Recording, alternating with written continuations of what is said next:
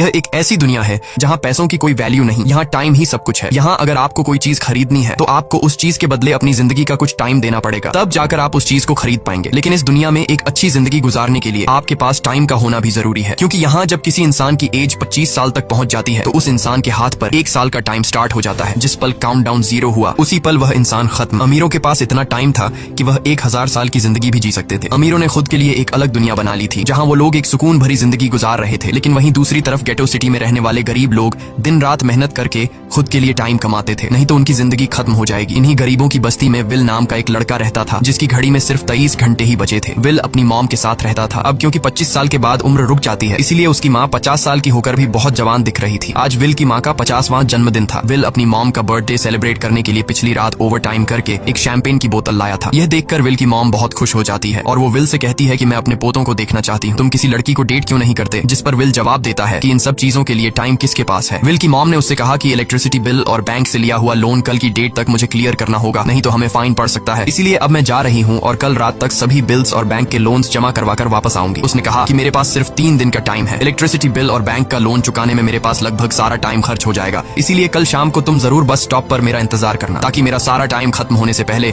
मैं तुमसे कुछ टाइम ले सकूं। इस पर विल ने कहा ठीक है, मैं टाइम पर पहुंच जाऊंगा। जाने से पहले विल की माँ विल के हाथ को छूकर उसकी बॉडी में 30 मिनट ट्रांसफर करती है ताकि विल अच्छा नाश्ता खरीद कर खा सके। इसके बाद दोनों अपने अपने काम पर निकल गए। रास्ते में विल के पास एक छोटी बच्ची आती है। वो विल को एक कैप्सूल देकर विल से उसका थोड़ा सा टाइम मांगती है। विल मुस्कुराते हुए उस छोटी बच्ची को कैप्सूल में अपनी जिंदगी का 5 मिनट का टाइम दे देता है और वह चली जाती है। यहाँ हमें पता चलता है कि यह लोग अपने टाइम को एक कैप्सूल में स्टोर भी कर सकते हैं, जिससे यह लोग कभी भी यूज और ट्रांसफर कर सकते हैं। इसके बाद विल काम के लिए फैक्ट्री पहुंच जाता है। काम शुरू करने से पहले वह कॉफी लेने जाता है, लेकिन वहाँ वह देखता है कि हर एक चीज का दाम डबल हो गया है। जहाँ पहले कॉफी 2 मिनट की मिलती थी, अब उसका प्राइस डबल होकर 4 मिनट हो चुका है। यहाँ पर कभी भी किसी चीज का भी दाम बढ़ा दिया जाता है बिना किसी अनाउंसमेंट के। ये बात विल को बहुत बुरी लगती है। मजबूरी में विल ने भी कॉफी के लिए अपनी जिंदगी के 4 मिनट पे किए और काम पर लग गया। दिन भर के काम के बाद रात के वक्त विल अपने दोस्त के साथ एक बार में जाता है। विल का दोस्त एक नंबर का शराबी था। वह हर वक्त शराब के नशे में टली रहता। विल का दोस्त विल को इशारे में बताता है कि वह आदमी सबको फ्री में दारू पिला रहा है और उसके पास बहुत ज्यादा टाइम है। ये सुनकर विल ने जब उस आदमी की तरफ देखा तो उसे चारों तरफ से लड़कियों ने घेरा हुआ था। विल की जब उस आदमी की घड़ी पर नजर गई